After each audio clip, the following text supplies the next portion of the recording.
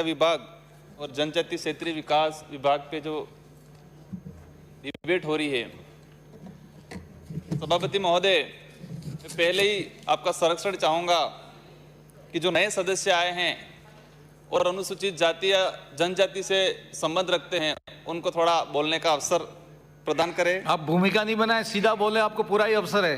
माननीय सभापति महोदय, मैं दक्षिणी राजस्थान के अरावली पर्वत श्रृंखला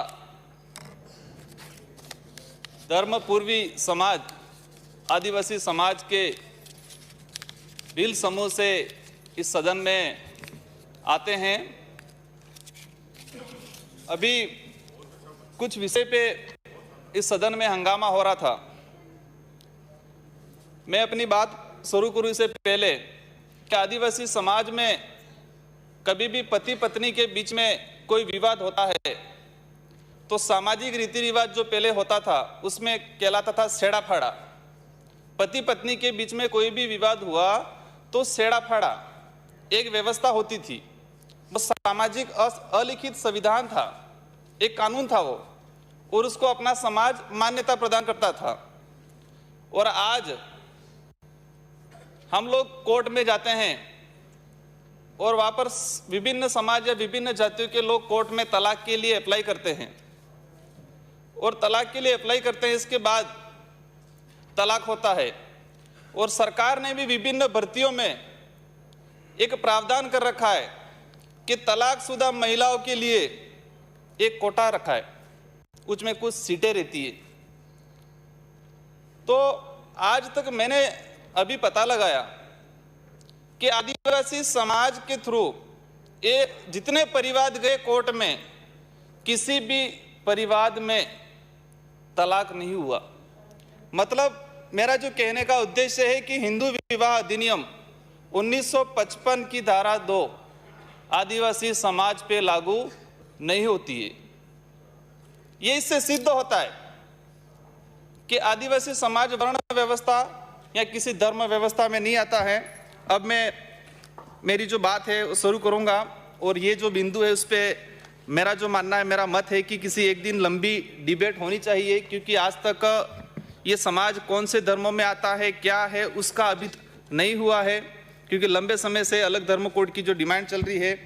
माननीय सभापति महोदय, अनुसूचित जनजाति के लिए टीएडी की जो फंड होता है उसमें राज्य सरकार की तरफ से, केंद्र सरकार की तरफ से कई मदों में पैसा आता है, लेकिन आज तक जो व्यवस्था बनी है वो पैसे को संबंधित विभागों में डिवाइड किया जाता है और वो विभाग उस पैसे का कहां कहां कैसे कैसे उपयोग कर रहा है उसकी प्रॉपर मॉनिटरिंग अब तक नहीं हो पा रही है।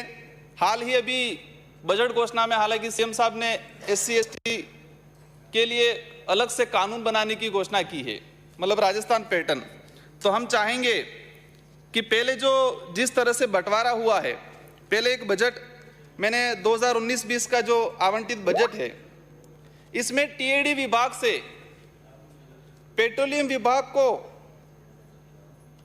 4400 करोड़ रुपया टीएडी विभाग से पेट्रोलियम विभाग को दिया गया 19-20 के बजट में। वही आगे दिल्ली मुंबई जो कॉरिडोर निकल रहा है उसमें 10 करोड़ रुपया दिया गया है टीएडी विभाग से। और इसी तरह बाकी कई जगह जो अनुपयोगी है, मतलब ST SC से कोई रिलेटेड नहीं है, ऐसी जगह पर टीएडी विभाग का पैसा उपयोग में किया जा रहा है। तो कहीं न कहीं आदिवासी समाज के साथ अन्याय हो रहा है। और इसी क्रम में ये जो आवंटन हो रहा है बजट जिलेवार, पूरे राजस्थान में टीएडी विभाग का बजट का आवंटन किया जाता है।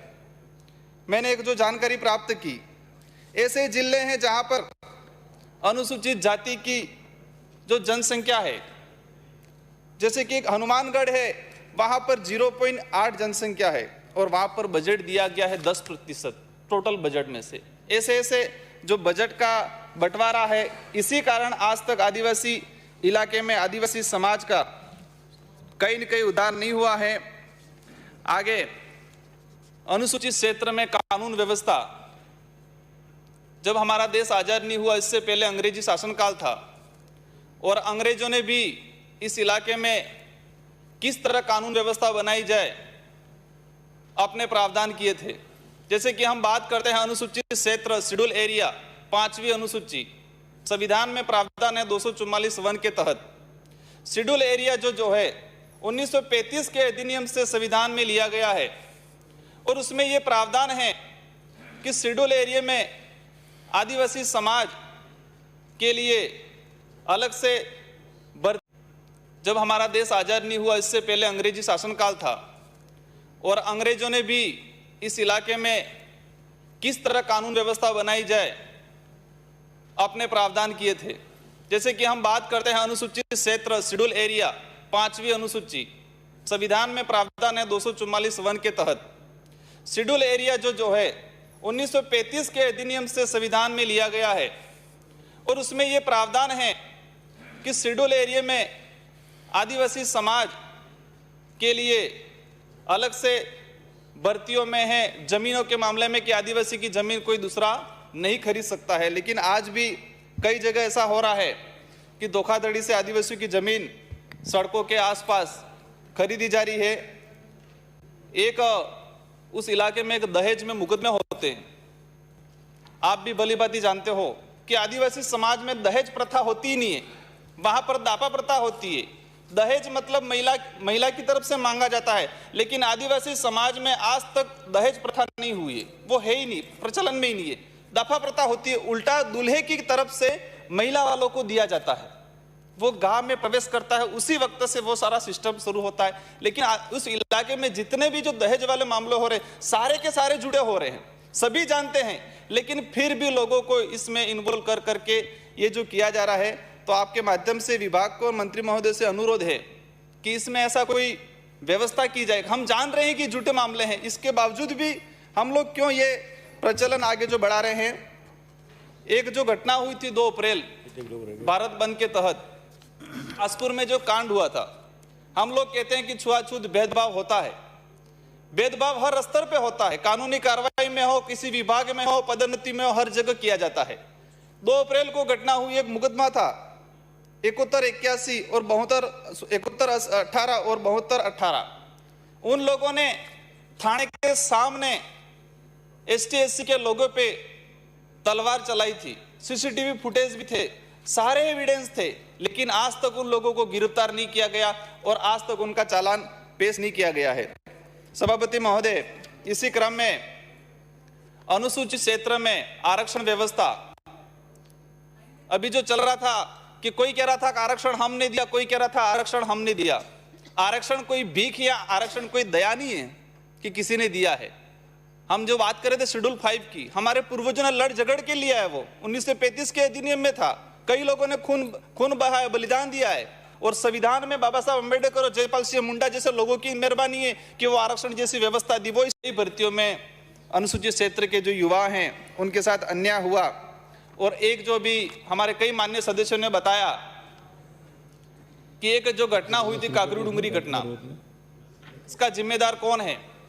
मेरे जैसा आरोप लगा लेता है किसी और पे, कोई और आरोप लगा देता है किसी और पे। लेकिन ये जो मैंने अभी तक जो महसूस किया कि 2013 की जो अधिसूचना जारी हुई है शेड्यूल एरिया के लिए, उसका 2016 में इसको निरस्त कर दिया गया और 2016 में वापस इस इलाके के लिए अधिसूचना जारी हुई। उसमें 45% ST, 5% SC और 50% सीटें जो अनारक्षित।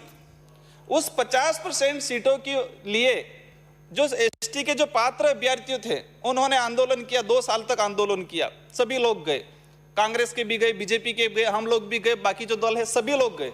सभी ने अपनी अपनी जो वहां जाके अपनी अपनी भूमिका थोड़ी बहुत निभा दी, लेकिन वास्तविक कोई उस मामले को वास्तविक परिणाम तक ले जाने के लिए किसी ने पहल नहीं की। उसमें ये जो हुआ 50% जो सीटें अनारक्षित थे, इसमें ये क्लियर आज तक नहीं किया गया है कि इसके लिए किस किस वर्ग के लिए क्या पात्रता है, उसका क्लियरिफिकेशन आज तक नहीं किया गया है। तो माननीय सर निवेदन है, थोड़ा समय दे। मैं अनुरोध करूंगा कि इसका क्लियरिफिकेशन हो जाए कि इसमें किस किस वर्ग के लिए क्या क्या पात्रता है, ताकि आने वाले समय में ऐसी घटनाएं नहीं दोहराएं। माननीय सभापति महोदय, बेणेश्वर जो आदिवासी समाज का धार्मिक स्थल है, और इसमें गुजरात, मध्य प्रदेश, महाराष्ट्र और राजस्थान के पूरे आदिवासी समाज के लिए धार्मिक स्थल है। ये बेंडके के नाम से जाना जाता है। लेकिन वहां ये स्थिति बनी हुई है कि आदिवासी समाज के लिए जो आसपास के जो लोग हैं, श्री समाराम गरासिया सर अपनी बात तो पूरी रखने दो सर। प्लीज सेव करें सर मैं 2 मिनट में अपनी बात पूरी रख दूंगा। माननीय सभापति महोदय, मैं ये निवेदन कर रहा हूं कि ये जो बेंडका है इसमें स्थानीय आदिवासी लोगों के नाम से जमीन आवंटित कर दी जाए।